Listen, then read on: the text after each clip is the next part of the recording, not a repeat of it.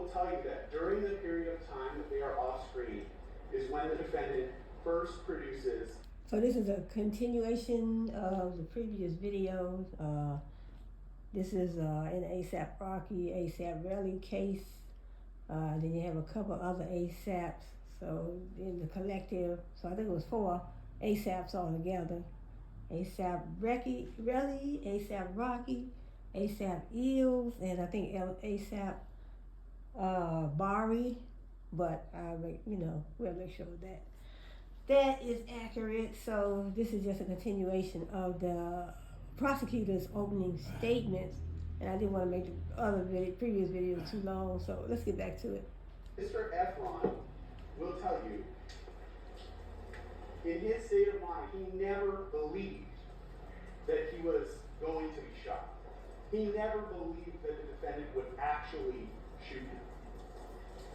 He will tell you that had this been a stranger, someone he didn't know as well, he would have been petrified. As you can imagine, anyone pointing a gun at you would upset you. But he knows the defendant. He knows. Well, actually, they never showed any evidence of him pointing the GUN. I didn't see it. They've been showing it in little videos and all. I haven't seen it. So let's get back to it.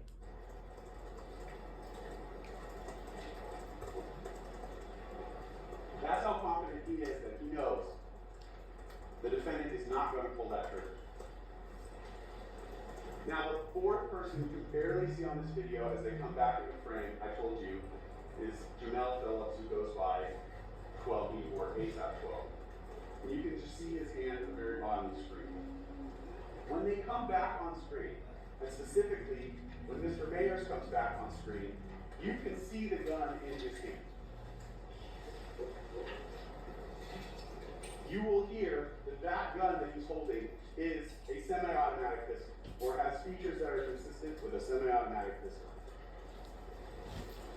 Right now, as it's paused on the screen, you can see that he's holding that gun behind his back. But you will also see the gun come forward in front of his body before. It hasn't been established that that's a real gun. It is allegedly a prop gun. So let's get back to it. That there were bystanders, as I said, this is a busy Saturday night in Hollywood, walking by as this confrontation is taking place.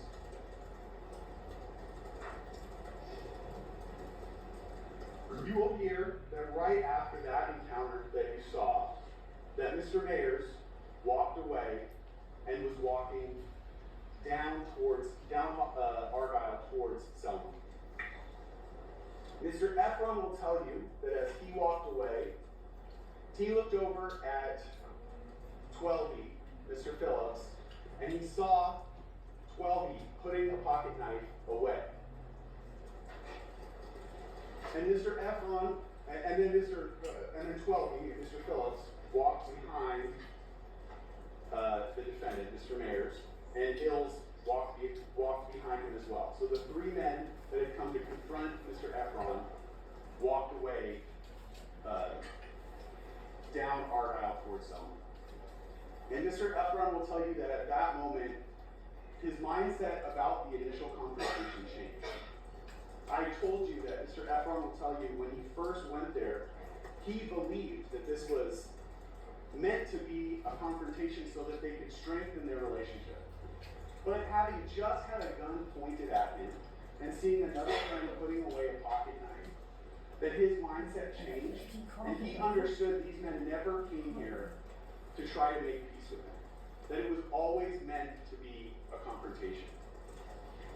And he decided at that moment that having a gun pointed at him was sort of a bridge too far in their friendship.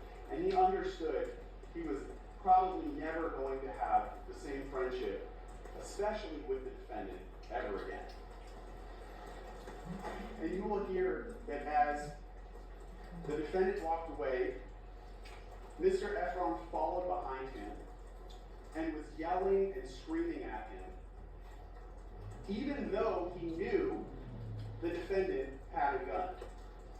Because although Mr. Efron believed this is going to damage our relationship, he still never believed that the defendant would actually shoot him. It's not as if Mr. Efron will tell you that he had some death wish or that he was not scared of guns. He will not come in and say that.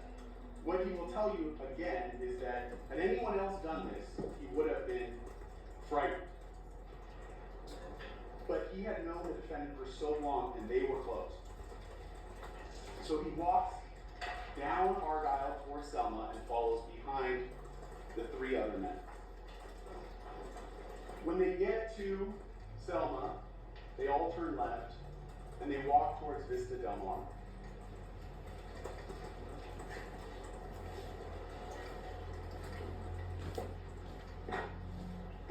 And they end up at that location we talked about, that corner of Selma and Vista Del Mar.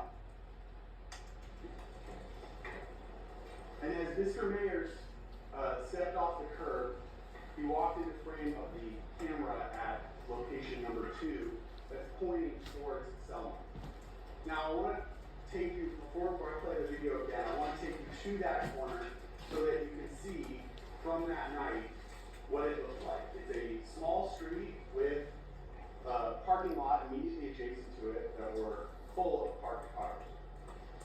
And at 10:17 p.m. when they arrived at that intersection and the defendant stepped off the street corner into view of camera number 2, you will see video from that location. The video that I've played for you already and that I'm going to play for you again is from that location number 2. You will also see, that's the main video that you're watching, but you'll see in the bottom right hand corner, there's a smaller video on top of it. It kind of has a bluish tint to it. And that video is from another location behind building number 2 where the number 3 is. And the video that you're seeing from that location is identified there by the green arrow. But what's important about that video, because the video does not capture the shooting at location number 3. What location number 3 captures is audio. And it captures the sound of the gun being fired twice. This is the location number 2 where the camera, the video that actually captured that shooting was. You can see the cameras at the very top corner of the building, and it's about 3 properties away from the location that we're seeing. So again, the video is captured at a distance. It's a admittedly grainy video. It's not the most clear that you could possibly have. But it captures enough features that you can identify who is who when you watch this video. So I told you the main video that you're watching is from location number 2, and that smaller location number 3 is in the corner. Before I play the video, I want to orient you to what you're seeing. Along the top is Vista Del Mar. The parking lot is just out of view of the camera at the top of the screen. Along the top left-hand corner is Selma, forms that intersection. The red arrow is the defendant, Mr. Mayer. And the green arrow is the victim, Mr. Efron.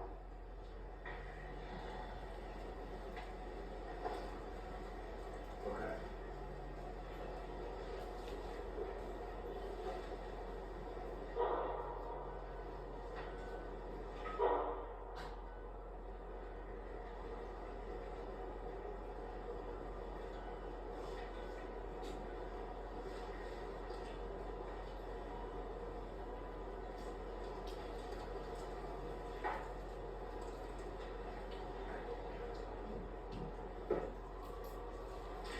Now what you see as the video plays is the various cameras on location number 2 switching between 3 different cameras that are mounted to that building.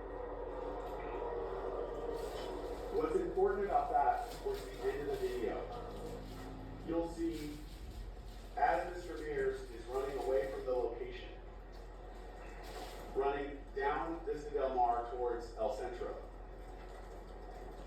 he trips a floodlight that's motion activated, and when you watch the video closely, that floodlight is captured by both locations. So location number 2 and location number 3, those cameras each capture that floodlight turning on. And when you watch the videos together, you can see that moment in time when the lights flash on, line up. And that's how you know the sound correlates with the video that you're seeing playing at the same time from a different location.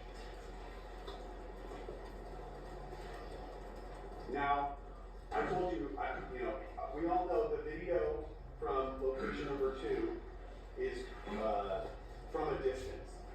If you zoom in on the area where this incident happened, and we will play a zoomed in version of this video, what you see is a very pixelated image. But what even that captures still are the colors the individuals are wearing, which is how you can distinguish who is who on the video. You can see Mr. Efron on the far left. Ills is just next to him. 12, who's wearing the red jacket, is just next to Ills. And then the defendant, who's wearing all black, is at the bottom of the screen. Again, I understand if you watch this video one time, you may not pick up these features, but as you watch it repeatedly, you'll be able to tell who is who. And you'll also be able to tell when you watch these videos in sequence, because they walk in front of other cameras that are far more clear, that you can easily identify who is who on this video. So this is the zoomed in version of that incident. This does not have any audio.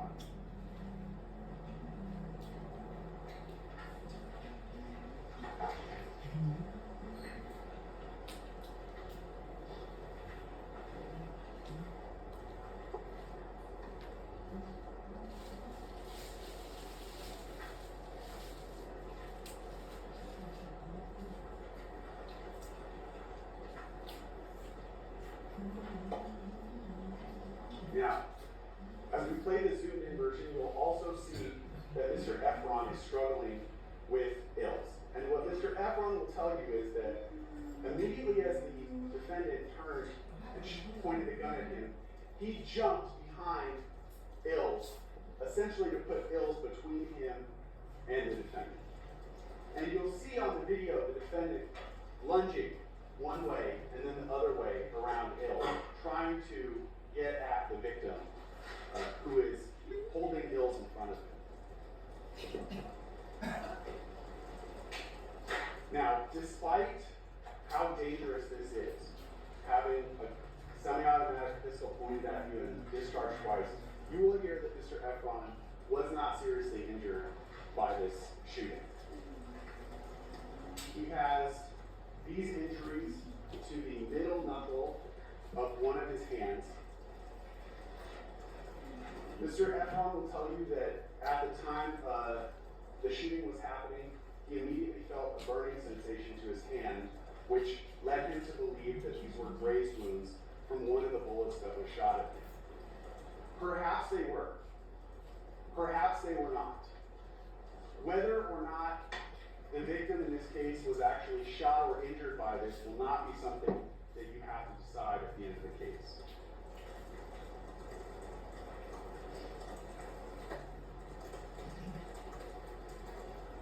We ask you to wait until the end of the case when the judge instructs you on the law, what elements are actually required to be proven before you make any decision.